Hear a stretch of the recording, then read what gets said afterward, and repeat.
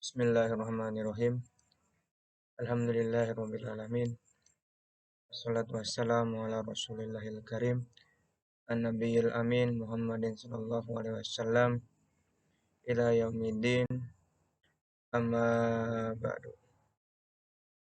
Pada yang terhormat dosen pengampu mata kuliah Ekonomi Mikro Ibu Husnul Khotimah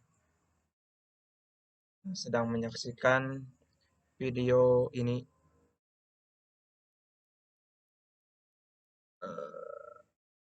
Saya Afnan Faiz akan mempresentasikan terkait pembahasan yaitu pasar oligopoli.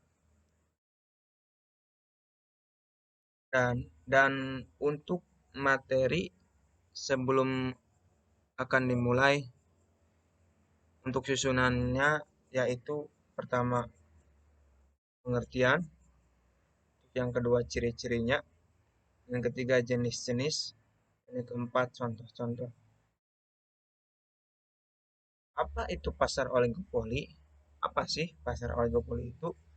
Dalam Kamus Besar Bahasa Indonesia, oligopoli adalah keadaan pasar dengan produsen pembekal barang hanya berjumlah sedikit, sehingga mereka atau seseorang dari mereka dapat mengaruhi harga pasar atau keadaan pasar yang tidak seimbang karena dipengaruhi oleh sejumlah pembeli. Bisa dikatakan persaingan antara produsen itu sedikit, hanya beberapa individu dan tidak ada pesaingnya, dan individu tersebut dapat mempengaruhi pasar tersebut. Nah, itu mungkin dari penjelasan dari apa itu pasar oligopoli. Nah, untuk ciri-ciri oligopoli tersendiri ialah yang pertama, terdiri dari dua perusahaan atau lebih. Maksudnya, oligopoli baru bisa terwujud apabila jumlah perusahaan atau produsen kurang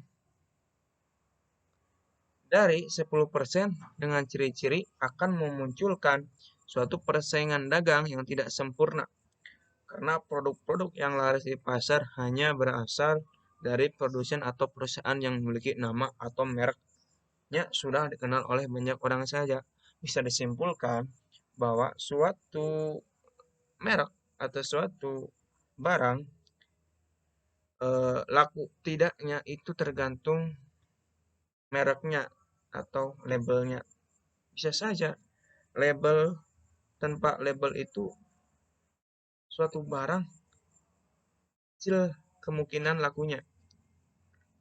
Mungkin label itu dianggap sepele atau gimana. Namun label itu atau merek dagang itu apabila sudah eh, bisa dikatakan masyhur atau terkenal, itu bisa bisa lebih untung daripada lainnya. Oleh sebab itu, negara membuat suatu perundang-undangan tentang perjanjian yang tidak boleh dilakukan di dalam dunia pasar. Hal ini agar oligopoli ini dapat dihindari sehingga pertumbuhan ekonomi suatu pasar dapat berjalan dengan baik dan produsen lama atau produsen baru dapat bersaing dengan sehat. Nah, mengapa negara membuat peraturan atau perundang-undangan tersebut? Karena supaya suatu negara memiliki UMKM atau usaha dalam negeri tersebut. Semisal apabila negara tidak membuat perundang-undangan tersebut, maka hanya kecil kalangan saja yang bisa menciptakan produk-produk karena kalah saing dengan merek-merek yang terkenal. Makanya negara itu mengatur supaya agar nantinya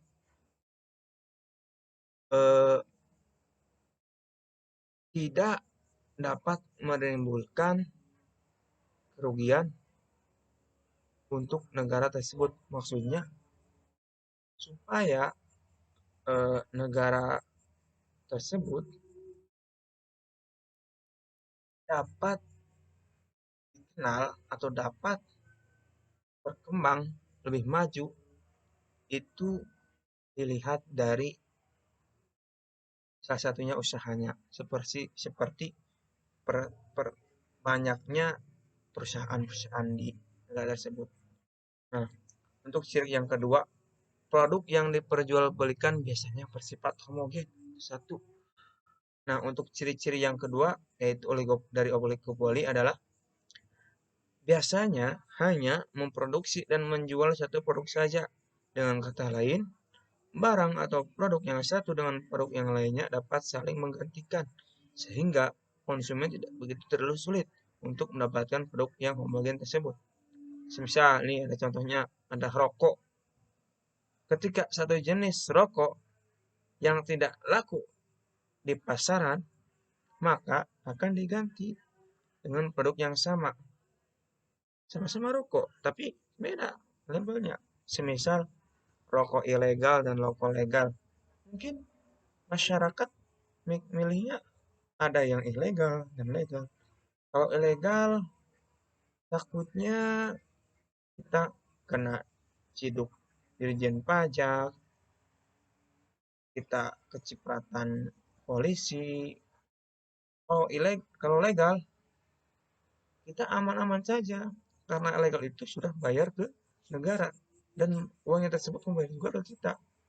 Nah, itu makanya masyarakat itu meskipun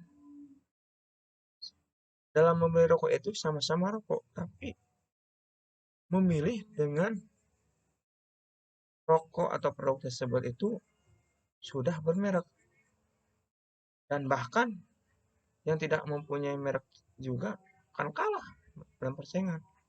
Terus yang ketiganya, harga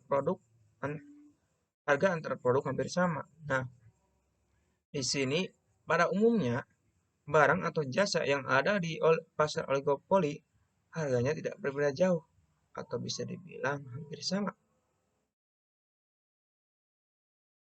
Nah, maksudnya jika di suatu apa persaingan produk, suatu produk, mungkin suatu perusahaan akan me, apa namanya membuat produk yang kira-kira laku di pasaran. Kira-kira di pasaran itu supaya daya tarik konsumennya itu banyak, supaya daya daya saing peminatnya itu banyak. Makanya perusahaan semaksimal mungkin meniru atau membuat kebijakan yang nantinya agar konsumen bisa tidak berpaling hati kepada perusahaan yang lain. Maksudnya, nah, pada umumnya jika harga produk dari salah satu produsen naik, maka produk dari produsen yang lainnya akan mengalami kenaikan juga. Oleh sebab itu, ketika kamu melihat harga, udah ada contohnya nih, harga rokok satu dengan jenis yang lainnya harganya tidak begitu jauh. Itu karena adanya persaingan dagang. Yang keempat adalah membutuhkan strategi pemasaran yang matang. Nah, maksudnya dalam pasar oligopoli, persaingan akan semakin ketat karena produsen yang bermain pada pasar ini sangat sedikit dan produk atau barang yang dihasilkan menjadi sedikit juga. Oleh sebab itu, bagi para produsen yang sudah masuk ke dalam pasar oligopoli, pasti harus memiliki suatu strategi pemasaran yang matang agar mampu bersaing dengan produsen lainnya. Maksudnya, jika sesuatu dilakukan atau dilaksanakan tanpa didasari, tanpa planning dulu, tanpa ancang-ancang, mungkin kecil peluangnya dalam mencapai kesuksesan.